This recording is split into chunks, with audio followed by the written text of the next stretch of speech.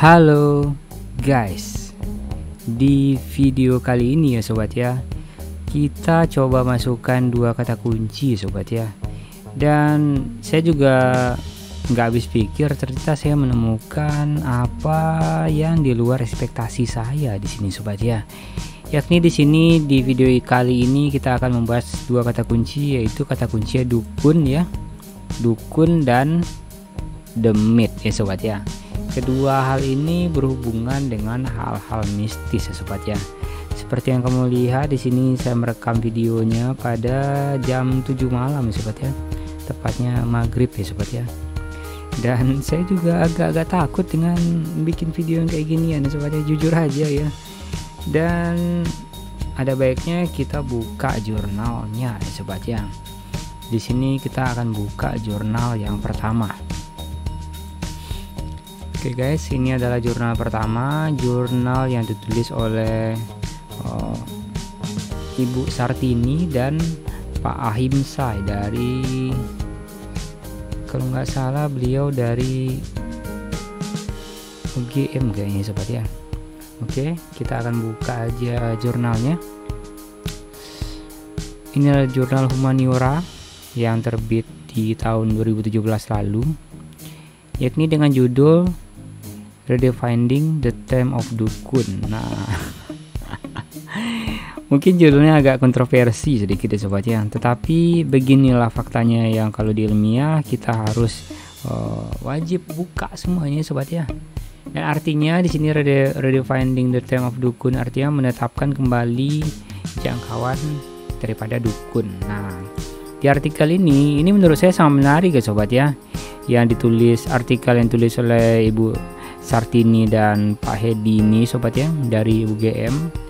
Yakni di sini dia mengeneralisir di sini arti daripada konotasi dukun tadi sobat ya. Jadi di sini katanya dukun dan wong pintar itu memiliki dua hal yang berbeda sobat ya. Seperti hal di sini, dukun adalah sebagai stigma negatif dan sementara wong pintar itu artinya lebih positif konotasinya sobat ya. Dan ya itu memang terjadi di sekitaran kita, dan tidak hanya di Jawa saja ya sobat ya, tapi kalau di negeri di Sumatera gitu ya sobat ya, mungkin katanya mungkin orang pintar gitu sobat ya, bukan wong gitu ya sobat ya. Atau mungkin kalau di Sumatera Selatan mungkin masih pakai kata wong sobat ya, wong pintar gitu ya. Ya, dan di sini juga dikasih tahu tentang bagaimana penyebarannya di sini. Oke, di pendahuluannya dan the finding and discuss ini dukun and wong pintar as general term. Dan di sini katanya di sini dukun berasal daripada kata yang biasanya the term common of Indonesia refer daripada tradisional medicine. Nah, artinya bisa ngobatin orang katanya. Dan ini banyak konotasi di sini. Ada dukun, nah ada dukun bayi, nah diantaranya dukun bayi, dukun cala ya sobat ya. Oke, dukun cala, dukun temanten. Oke, dukun temanten, marriage spesialis gitu ya sobat ya. Artinya cinta ditolak, dukun bertindak gitu ya. Mungkin kalau di sini dukun temanten, habis itu dukun patungan ya sobat ya. Mungkin kalau habis jajan gitu ya, jajan atau beli barang itu dipakai rame-rame, itu patungan bayarnya, dukun patungan ya. Dukun sihir dan juga sorceress, itu dukun sihir. Dan yang paling penting itu dukun biasa. Wah, ini ada dukun biasa, ini memang ada pembagian daripada dukun ini sobat ya. Dan ini ada banyak sekali di bawah sini, dan tidak mungkin saya bahas satu persatu ya sobat ya, karena di video kali ini kita hanya mencari short term-nya aja ya sobat ya. Dan jujur aja saya kaget ternyata ada yang meneliti di bidang-bidang seperti ini ya sobat ya. Ya kalau dukun seperti ini, dukun patah tulang itu memang udah banyak gitu ya sobat ya. Memang ada banyak kita tahu. Kayak dukun patah tulang itu lebih ngetren di Cimande kayaknya sobat ya. Mungkin kalau bagi teman-teman di Cimande silahkan komen aja langsung di bawah ya guys ya. Dan juga ini adalah jurnal lainnya, dampak kualitas layanan terhadap kepuasan konsumen pada toko lamun Dukun Gresik. Artinya ada dampak kualitas layanan pada dukun ya sobat ya. Memang dijadikan jurnal juga gitu ya sobat ya. Toko loman dukun gitu nah. Jadi di sini ada juga pengaruh kelompok acuan, variasi dan harga tetap keputusan pembelian pada toko Dukun Gresik. Nah, saya juga nggak tahu ini katanya toko Dukun Loman Gresik ini apaan gitu sobat ya, atau kayaknya mungkin toko baju gitu ya. Dan banyak lagi di sini yang terkait. Oke. Dan ini yang menarik perhatian saya sebenarnya daripada ini sobatnya, daripada yang atas ini sobat ya, jurnal yang di bagian atas tadi. Jurnal menyatakan tentang jangkauan daripada dukun ini sobat ya. Dan yang paling penting yang saya kaget sekali sobat ya, yaitu tentang persepsi. Nah, persepsi kesehatan diri dan faktor-faktor yang mempengaruhi perilaku berobat ke dukun cilik ponari gitu ya. Seperti yang kamu ketahui sobat ya, memang sekitar 7 tahun yang lewat ya sobat, atau 8 tahun yang lewat, itu memang terkenal sekali ada dukun cilik yang namanya dukun ponari gitu sobat ya, yang celupin tangannya ke dalam air. Dan ya konotasinya kamu bisa cari aja di YouTube itu sobat ya, banyak yang share juga kayaknya gitu ya, saya pun juga nggak tahu di sini. Dan setelah saya klik, ternyata yang saya temukan ini, saya mau cari full type PDF-nya dan sayang sekali error sobat ya, atau mungkin jurnal sudah di take down gitu sobat ya. Saya juga nggak tahu apakah jurnal bisa di take down itu sobat ya, saya pun juga nggak tahu. Dan saya pun juga bingung ini kok bisa seperti ini sobat ya. Kalau kita mau ambil abstraknya aja sobat ya, kita mau cari tahu abstraknya. Oke, kita pakai Mbak Google lagi. Nah, di sini katanya kesehatan adalah faktor penting begini. Oke. Di media masyarakat, di media Indonesia banyak bawa cerita tentang seorang bocah lelaki bernama Muhammad Ponari yang diyakini menyembuhkan berbagai penyakit dengan mencelupkan air ke dalam batu.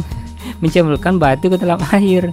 Dan informasi menyebar cepat di masyarakat sehingga ada ratusan orang yang mengantri mendapatkan perawatan setiap hari. Pada dasarnya pemerintah telah mengembangkan kebijakan bahwa semua lapisan masyarakat mencari perawatan di tempat medis, bukannya ke ponari gitu sobat ya, seperti di rumah sakit, misal di klinik dan lain-lain, atau di apotek juga bisa untuk beli obat gitu sobat ya. Dan tujuan daripada penelitian ini untuk mengetahui persepsi.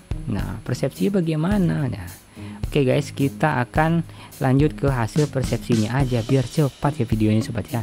Jadi ada 4 faktor yang mempengaruhi, dan ternyata ada 4 faktor yang mempengaruhi perilaku dukun kecil pergi ke ponari. Nah, perilaku dukun kecil, perasaan ponari memang kecil ya waktu itu ya sobat ya. Dan faktor-faktor tersebutlah yang menjadi persepsi tingkat keparahan penyakit, manfaat pengobatan, dan dukun kecil ponari. Banyak kendala perawatan medis modern dan kepercayaan pada supranatural dan kekuatannya. Dan jujur aja ya sobat ya, saya sendiri pun juga nggak ngerti dengan jurnalnya ya sobat ya, karena ketika saya mau klik jurnalnya ternyata error gitu sobat ya. Sorry banget, saya juga nggak tahu nih sobat ya kenapa bisa error kayak gini sobat ya. Oke guys, mungkin itu satu judul sobat ya tentang kata dukun nih sobat ya, yang kita cari di portal Garuda ya sobat ya. Dan ternyata ketemu beberapa artikel. Dan berikutnya artikel yang kedua itu ada di kata demit ya sobat ya, kata demit. Saya juga nggak ngerti, ternyata ada yang meneliti dengan judul demit gitu sobat ya. Saya pikir ini cuma bercandaan doang gitu ya, ternyata ada gitu ya. Ada 2 jurnal di sini. Jadi jurnal pertama itu adalah demit, mitos demit dan magi dukun. Nah, lagi-lagi dukun lagi nih. Dan posisinya dalam strategi budaya gitu ya. Dan satu lagi ini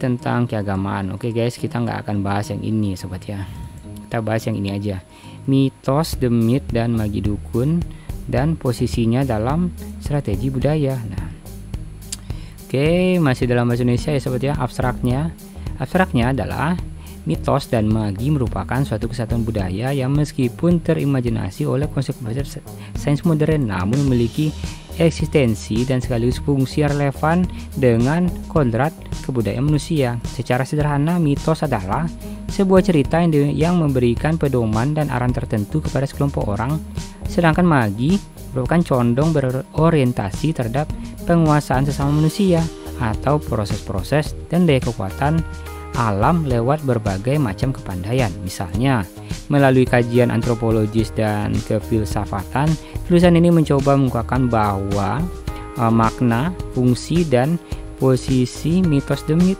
Dan oke guys, kita akan lanjut aja ke ini ya sobatnya. Penasaran kita untuk lihat jurnalnya gitu ya. Oke, kenapa kita balik lagi ke sini gitu ya guys ya. Oke, saya juga nggak ngerti ini kenapa linknya balik lagi ke sini. Oke guys, ini kayaknya gitu ya.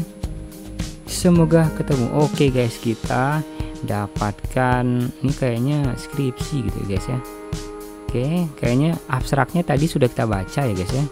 Kita mau lihat yang di bawah-bawahnya gitu ya, kayak grafik atau gambar-gambar gitu ya guys ya. Kita mau lihat, kita penasaran untuk melihatnya gitu ya. Oke, apakah ada? Oke guys, ada. Oke, ini peta doang ya, peta kelurahan. Kayaknya nggak terlalu penting kalau yang itu. Oke, ini ada tabel kayaknya. Keadaan itu peristiwa pendudukan. Oke, ini populasi doang ya. Oke, mana lagi? Oke, ini apaan gitu ya? Oh iya, sorry guys, ini ayat Al-Quran sepertinya guys, tapi karena nggak bisa kebaca jadi kayak gini jadinya gitu ya. Sayang sekali ya guys ya. Seharusnya ini huruf Al-Quran ini harus diedit lagi nih guys ya. Jangan kayak gini gitu ya. Jadi jangan sampai salah persepsi jadinya gitu nah. Oke, saya mau lihat ini. Oke, ini mahasiswanya gitu ya. Jangan diginikan juga kali fotonya gitu ya. Jadi kecil banget gitu ya. Oke guys, kayaknya ini oke, nama penelitinya Hasri ya sobat ya. Dilahirkan di salah satu daerah di kelurahan ini ya sobat ya. Halo Asri, dan jurnalnya kita review di video kali ini ya guys ya. Oke, ini adalah data wawancara sepertinya sobat ya, lampiran penelitian. Oke guys, dan penutup kesimpulannya sobat ya. Berdasarkan hasil penelitian dengan judul relasi antara hubungan antara mitos bulan sepi aktivitas ekonomi. Nah, kok beda lagi guys? Kok beda lagi jurnalnya gitu ya guys ya. Bukan ini jurnalnya gitu ya. Artinya salah kita dari tadi.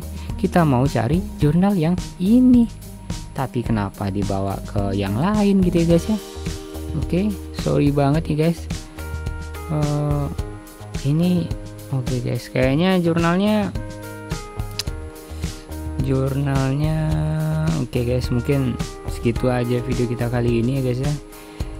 Di video yang cukup singkat ini, tolong berikan komentar kamu apa yang kamu pikirkan atau kata keyword apa yang sejatinya mungkin kita nggak terpikir itu sobat ya. Untuk melakukan riset itu ternyata ada orang-orang yang melakukan riset dengan kata kunci itu sobat ya.